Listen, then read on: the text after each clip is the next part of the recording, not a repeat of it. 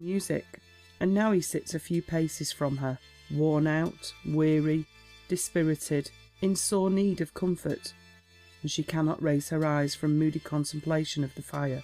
The difference is marked, the reason obvious.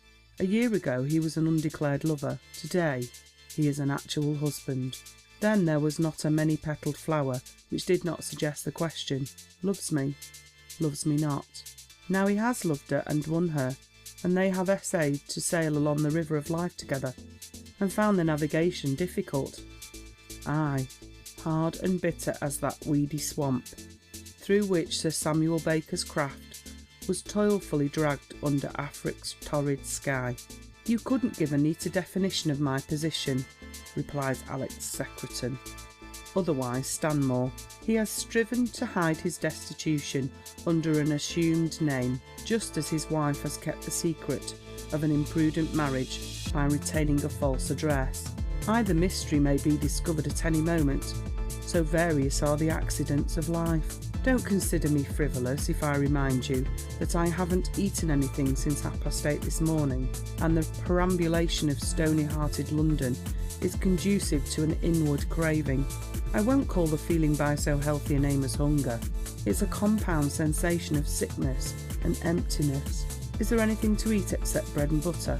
It's a very nice thing in its way, but one comes to object to it on the same ground that Louis XIV's confessor took about partridges. Mrs. Bonney is broiling a haddock, replies Sybil, listlessly. What good Catholics we are, keeping Advent all the week through. We had bloaters yesterday and dried sprats the day before. All our days are ember days. Fish is the cheapest thing I can get, Alex. No doubt, but it generally entails after expense in the way of an extra half pint of beer. No matter. Let Mrs. Bonney bring forth the haddock, exclaimed Alexis, applying himself diligently to the toast, which Sybil had just buttered. She tinkles the bell gently as a polite hint to Mrs. Bonney. She dare not give a peremptory ring, as she might for a servant whose wages she paid. Mrs. Bonney, when letting her lodgings, professes to give attendance to her lodgers, but that attendance is scanty and yielded as a favour rather than a right. A lodger who wants extra luxuries, such as onion sauce with a shoulder of mutton, or fried liver and bacon for supper, must make things very sweet to Mrs. Bonney. An order for the theatre, or even an occasional tumbler of grog, has a mollifying effect on her disposition.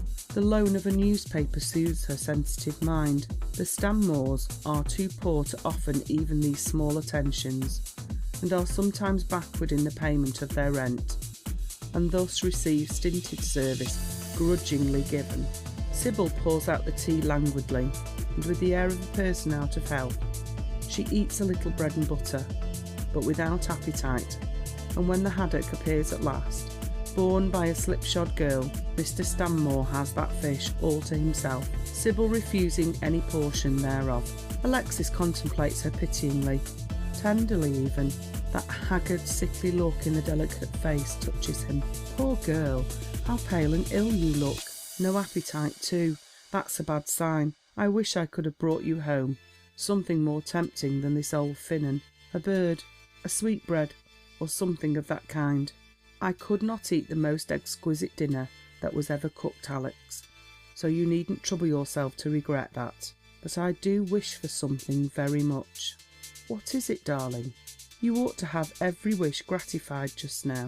You would, if you had married a rich cheesemonger, or a wharfinger, or a packer, or a cotton spinner, or a brass founder.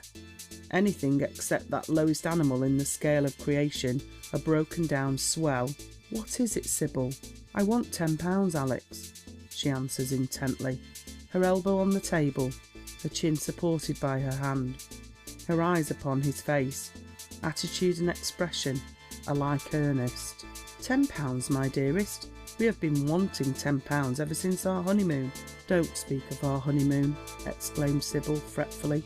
It maddens me when I think how you squandered money that might have kept us in comfort for a year. My love, you are so easily maddened, remonstrates Alexis placidly. He has never been seen out of temper. I dare say it was foolish to go the pace quite as fast as we did, but you had never seen Paris, and April in Paris with the woman one loves is the nearest approach that I can imagine to paradise. You speak as if you had tried it often, says Sybil with a sneer.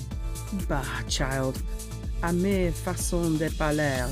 Do you remember our drives to the Cascade in the balmy spring nights, when the stars were shining on the Bois, and how we used to sit in the lamplit gardens of the café, eating ices and making love? If ever we grow rich, Sybil, we'll go back to Paris and have another honeymoon. But how about these £10, little woman? What can you want with £10? The young wife rises, glides behind her husband's chair, and leaning on his shoulder, whispers something in his ear, a something at which he smiles tenderly, sadly, and turning in his chair, draws the young face, so wan and yet so fair, down to his lips. By Jove, he exclaims, poor little woman, I am a brute never to have thought of it. You want to buy clothes for the poor little beggar who is to make his first appearance upon the stage of life, before the innocent lambkins have begun to bleat in the meadows, undisputed heir to his father's impecuniosity. The lower animals have the advantage of us in that respect. By and by, the lambkins come into the world amply provided. You shall have the money, Sybil. Yes, if I have to borrow, beg, rob for it, you shall have it somehow, even if I were driven to beg of my bitterest foe, aye, of Stephen Trenchard himself. His arm is round her, and he feels a start at the name. Don't be frightened, little woman. That's only a figure of speech. I never saw Stephen Trenchard in my life, and as to begging of him, there's nothing more unlikely, since he is, to the best of my knowledge, an inhabitant of the City of Palaces, otherwise Calcutta.